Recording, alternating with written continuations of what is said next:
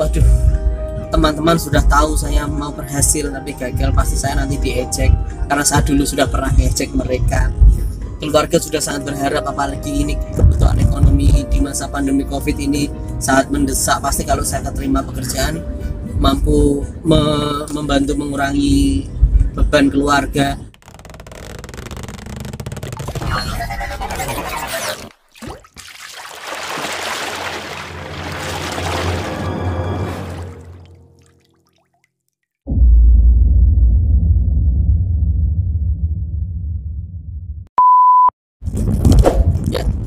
Assalamualaikum warahmatullahi wabarakatuh. Bertemu lagi dengan saya Nova Maruda. Pada kesempatan kali ini, ya ini saya sambil nyetir, tapi karena memang sedang sendirian,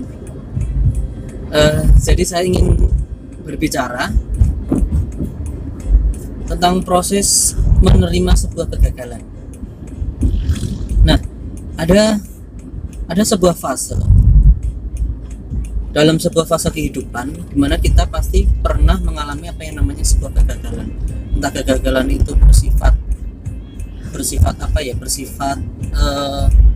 pada intinya gini, ketika kita mendapatkan masalah, namanya masalah itu kan bahasanya kita punya banyak harapan tapi kenyataannya tidak kita dapatkan, itu masalah. Nah, dalam proses fase menerima masalah itu kita pasti akan mendapatkan dua hal. Salah satu diantaranya pasti akan kita dapatkan dari dua hal ini. Bisa sebuah keberhasilan menurut kita, ataupun bisa menjadi sebuah kegagalan menurut kita juga. Nah, fase menurut kita, menurut diri pribadi, itu merupakan fase yang paling menentukan. Kenapa paling menentukan? Karena sebenarnya dalam proses kehidupan itu tidak ada yang tidak bermanfaat. Semuanya ada manfaatnya. Nah, tahapan-tahapan kehidupan itu memproses kita menjadi sosok yang menjadi diri kita saat ini. Bagaimana kegagalan ketika kita mampu mengelola itu bisa menjadi sebuah kekuatan baru. Ataupun jika kita mendapatkan sebuah kegagalan, kita akan mendapatkan sebuah permasalahan baru yang tentunya harus kita selesaikan, bukan kita hindari. Nah, fase ini yang akan saya coba bicarakan di sini. Karena apa? Dalam setiap proses kita itu seringkali memaksakan diri kita. Jadi proses menerima masalah itu kita seringkali memaksakan diri kita untuk segera menjadi sosok yang strong, sosok yang kuat, sosok yang mampu segalanya. Memang manusia itu mampu mengatasi semua masalahnya, tapi ada fase-fasenya. Fase-fase inilah yang akan saya bicarakan pada saat ini. Nah, baik, langsung saja kita mulai di pembahasan yang pertama. Apa sih kegagalan itu? Nah, kegagalan yang di sini yang saya maksudkan itu berawal dari saat tadi, masalah. Masalah itu apa? Sebuah harapan yang tidak sesuai kenyataan. Kita punya banyak harapan, tapi kenyataannya tidak kita dapatkan. Nah, itu akan menjadi masalah, problematika di diri kita. Apakah mau menerimanya apa tidak? Nah, tingkat masalah ini ada yang besar, ada yang kecil, ada yang berat, ada yang ringan menurut kita. Semua masalah kita, semua masalah pribadi kita, kalau menurut orang lain itu akan menjadi sebuah sempilan saja, bukan masalah yang berat menurut orang lain. Tapi menurut kita itu yang membedakan. Bahkan masalah hal sepele pun kalau menurut kita itu mempunyai dampak yang luar biasa di kehidupan kita, akan memberikan beban pikiran, stres yang berat pada kita. Contoh, gagal dalam seleksi pekerjaan.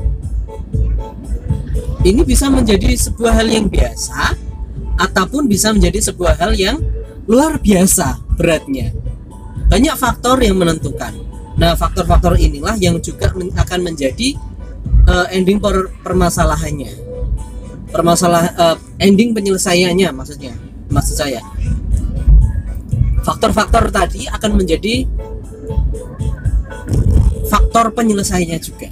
Nah, ketika kita sudah mendapatkan masalah, sebenarnya yang menjadi faktor utama itu adalah penerimaan diri kita. masalah-masalah itu menjadi terasa berat itu karena juga pengaruh dari beban yang sudah kita harapkan, besarnya harapan di awal, entah itu dari faktor intern diri kita sendiri ataupun dari faktor ekstern dari orang lain, dari lingkungan, kerabat, keluarga, teman dan sebagainya. Nah, faktor-faktor ini yang menjadi penentu nanti masalah ini akan terasa berat apa tidak. Nah, beratnya masalah itu juga akan mempengaruhi tekanan diri kita. Nah, caranya yang harus kita lakukan ketika mendapatkan masalah apa? Misal kita gagal dalam sebuah tes pekerjaan, kita sudah merasa terbebani karena kita malu. Waduh, teman-teman sudah tahu saya mau berhasil tapi gagal, pasti saya nanti diejek karena saya dulu sudah pernah ngejek mereka. Keluarga sudah sangat berharap, apalagi ini kebutuhan ekonomi di masa pandemi COVID ini sangat mendesak. Pasti kalau saya keterima pekerjaan mampu membantu mengurangi beban keluarga dan macam-macam sebagainya. Itu yang menjadi faktor penentu bagaimana beratnya kita dalam menerima masalah. Ketika itu sudah datang, tumpukan itu sudah, pasti kita akan kecewa, itu pasti, itu hal lumrah. Jadi saya teringat ketika kata-kata puitis, ketika kata-kata motivasi itu muncul. Banyak kata-kata motivasi ketika kamu punya masalah, kamu harus kuat, kamu harus sabar dan sebagainya. Itu memang benar. Tapi ketika kita ada di posisi itu, mungkin kita tidak bisa sama rata menganggap semuanya mudah. Nah, apa yang harus dilakukan ketika kita mendapatkan masalah seperti itu? Simple. Beri ruang untuk menerima kegagalan. Beri ruang untuk menerima kegagalan. Ini kuncinya. Kenapa harus memberi ruang? Karena dengan memberi ruang, kita akan menyiapkan hati kita untuk bisa menerima, tidak melawan. Karena apa? Proses itu sudah terlampaui. Ketika kita menerima alasan-alasan yang rasional, itu akan membuka pola pikir kita bahwasanya itu sangat lumrah terjadi, itu sangat mungkin terjadi. Dan ketika kita nanti di fase memberi ruang tadi sudah siap untuk yakin bahwa saya gagal, itu baru diberi motivasi. Jadi kebalik, biasanya gini, ketika ada teman kita atau kawan kita atau sahabat kita lah yang sedang berduka, yang sedang mengalami masalah, yang kita lakukan selalu memberi motivasi. Biasanya kan seperti itu. Itu enggak.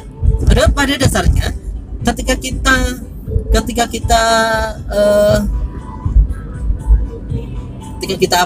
kita punya masalah, yang harus dilakukan apa? Memberi ruang untuk menerima dulu masalah apa itu. Ini kuncinya. Dan ketika nanti sudah mampu menerima, baru motivasi itu diberikan. Dan jangan harap juga ketika teman kita sudah punya ruang terus motivasi, kita langsung memberi motivasi, dia akan langsung bangkit. Ada yang memang seperti itu, ada juga yang agak perlahan, tergantung tipe kepribadian masing-masing.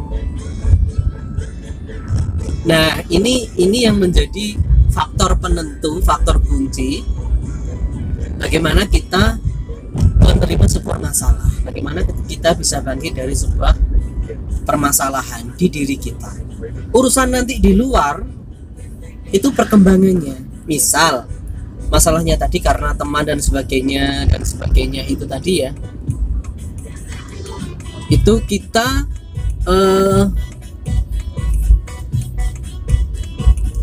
sebentar.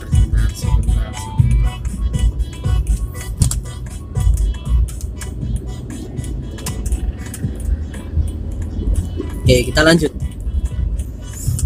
Misal faktornya itu banyak yang dari luar, misal kita nanti jadi malu dan sebagainya, itu nanti baru kita siapkan diri kita untuk menanggapi dari faktor lingkungan. Saya pikir ketika kita mampu menerima respon apa ya, aura positif, aura semangat, aura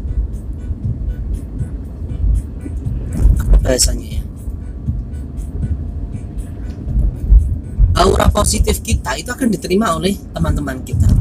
Mungkin mereka akan hanya bertanya, terus endingnya juga akan memotivasi. Nah, kita hanya tinggal menerima bahwa kita siap untuk dimotivasi. Karena kadang apa, dimotivasi oleh orang lain pun itu bisa menjadi sebuah hinaan kalau kita belum siap untuk menerima motivasi itu.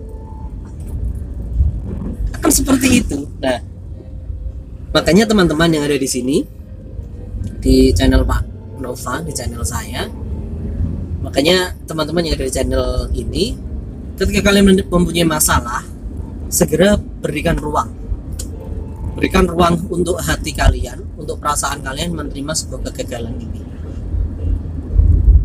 Jangan dipaksakan untuk segera bangkit, jangan dipaksakan untuk dilupakan, tapi diterima dulu. Bagaimana menerima? Bahkan ini ya, seorang Firsa Besari untuk menerima sebuah kegagalan itu dia harus keliling Indonesia. Nah, ini faktor contoh sebuah bagaimana cara penyelesaian masalah. Apakah itu lumrah? Sangat lumrah, sangat mungkin. Kita punya banyak apa ya? Kita punya banyak faktor yang membuat itu bisa menjadi sangat berbeda. Nah, makanya teman-teman di sini jangan khawatir ketika kalian punya masalah. Yang perlu dilakukan pokoknya beri ruang untuk kalian menerima, terus cari teman untuk bisa memberikan pemberitahuan yang positif, motivasi bahasanya. Ketika itu nanti sudah ada di kalian, sebesar apapun masalahnya, itu akan memberikan manfaat dalam kehidupan kita. Sebesar apapun cobaannya, itu akan menjadikan diri kita itu lebih kuat, bukan lebih bermasalah lagi. Oleh karena itu teman-teman semua, semangat selalu.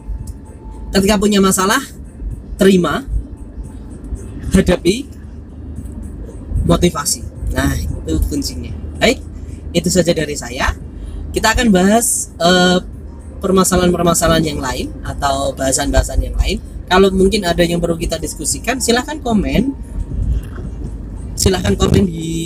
di link komentar. Nanti kita akan membahas berbagai macam hal yang berkaitan tentang bimbingan dan konseling.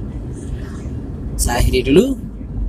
Wassalamualaikum warahmatullahi wabarakatuh.